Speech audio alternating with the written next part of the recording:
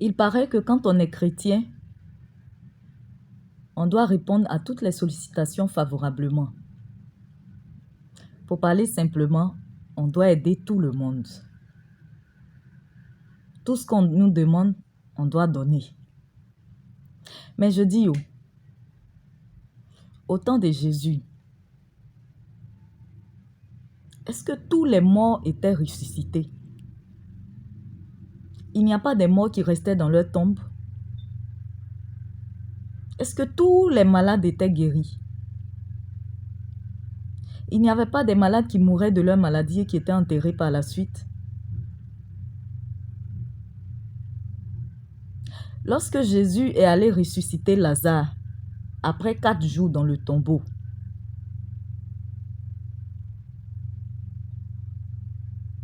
il n'y avait pas d'autres morts dans le même cimetière? Est-ce qu'il a ressuscité tous ceux qui avaient été enterrés avec Lazare? Ou ceux qui étaient morts avant, qui étaient déjà dans leur tombe? Est-ce qu'il les a ressuscités aussi?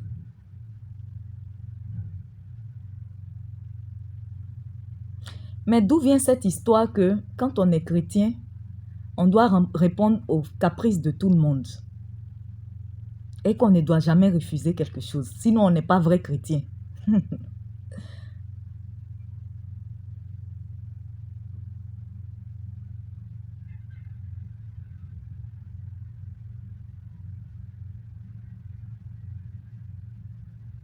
Montrez-moi le verset où c'est écrit que Jésus ressuscitait tous les morts. Il a ressuscité tous les morts de son époque. Il a guéri tous les malades de son époque.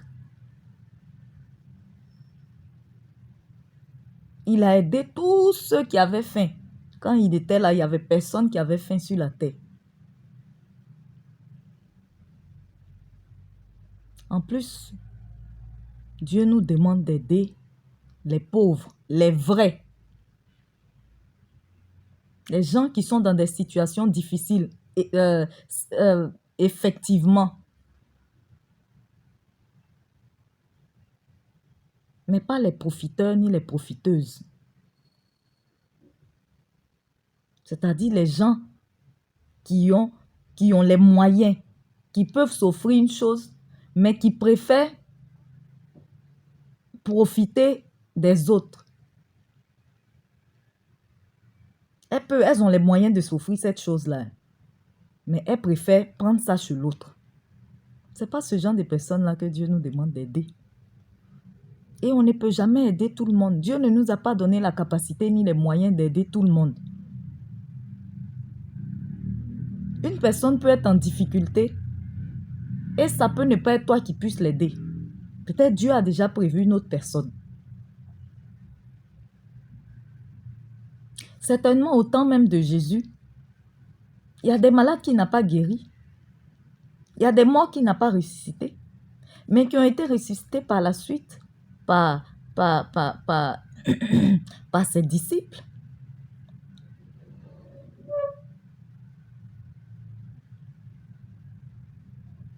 Une seule personne ne peut pas tout faire. Et en plus, nous devons faire toutes choses par discernement.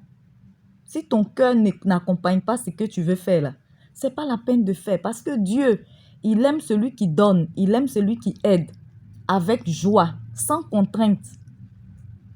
C'est-à-dire, toi-même, tu as plus de joie à donner que la personne même qui reçoit. Mais si tu donnes par contrainte, ton cœur n'y est pas, ou bien tu donnes pour ton intérêt personnel, ce n'est pas écrit comme une aide chez Dieu là-bas. Tu t'es juste fait plaisir toi-même.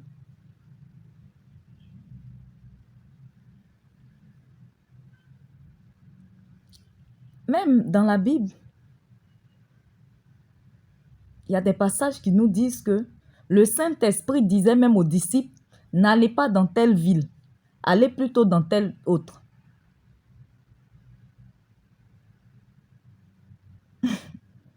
Donc, une seule personne ne peut pas aider tout le monde. On ne peut pas aider tout le monde, malgré même notre bonne volonté. On ne peut pas aider tout le monde. Et ce n'est pas parce que quelqu'un t'a sollicité, tu ne peux pas répondre favorablement à la demande de la personne que tu n'es pas vrai chrétien ou bien tu n'es pas bon chrétien. Faites attention. Parce que les gens vont vous faire culpabiliser pour rien. Et si tu n'as pas un esprit fort, le diable va utiliser ces personnes-là pour te plonger dans une culpabilité sans fin.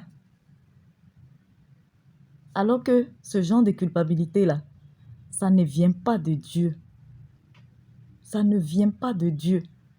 Le diable, il est toujours là pour accuser. Donc les gens qui aiment toujours accuser, là, sachez que vous êtes au service du diable.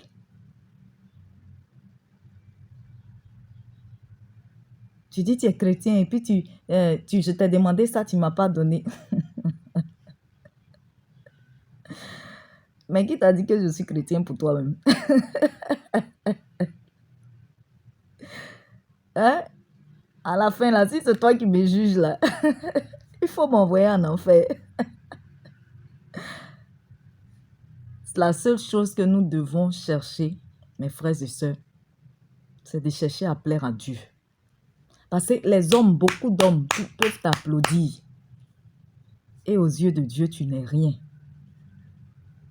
Dieu n'apprécie pas ce que tu es. Ce que les hommes sont en train d'applaudir là, Dieu, lui, n'apprécie pas ça. Donc, ce que nous devons chercher, c'est de plaire à Dieu.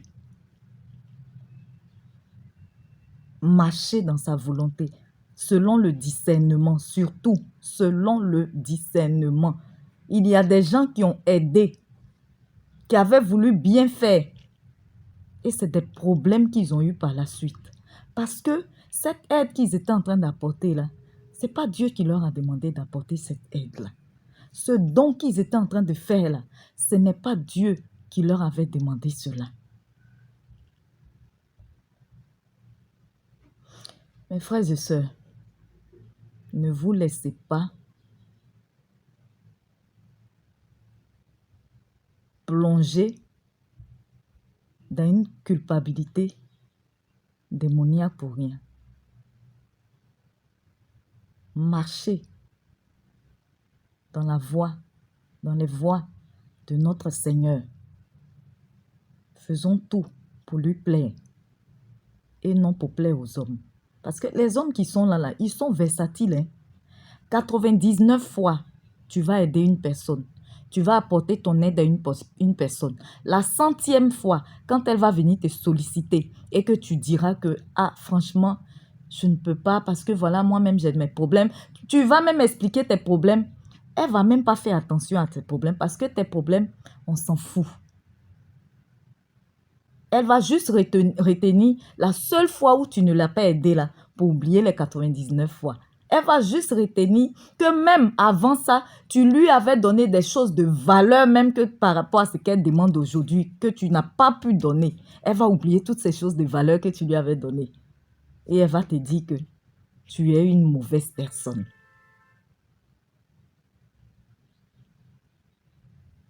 Quand c'est ça, ne retiens pas ce genre de choses-là. Toi, tu avances. Tu avances. Parce qu'on ne peut pas plaire à tout le monde. On ne peut pas faire l'unanimité. Même Jésus qui est venu mourir pour nos péchés. Jusqu'aujourd'hui. Même là où il était. Les gens combattent encore son nom. Les gens blasphèment son nom. Malgré le fait qu'ils aient vu les miracles.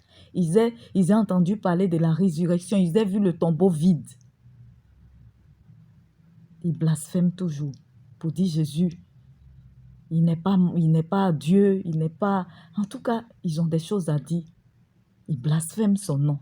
Donc, il faut savoir que tu ne peux pas plaire à tout le monde. C'est impossible. Malgré même ta bonne foi, malgré toute la gentillesse que tu peux présenter, tu ne pourras jamais plaire à tout le monde parce qu'il y a des gens qui sont toujours là. Eux, ils sont toujours là pour attaquer. Donc, arrête de vouloir plaire à tout le monde. Vis ta vie simplement. Tu vis ta vie. Tu cherches à plaire à ton Dieu. Tu fais tout pour être en paix avec tout le monde. Celui qui ne veut pas être en paix avec toi. Mais bon, tu ne peux pas l'obliger. Tout ce que tu peux faire le plus, c'est de prier dans le secret pour la personne. Donc arrêtons de forcer les choses. Une aide que tu apportes par contrainte, ce n'est pas une aide. Tu auras donné juste ta chose pour rien, parce qu'aux yeux de Dieu, ça ne compte pas.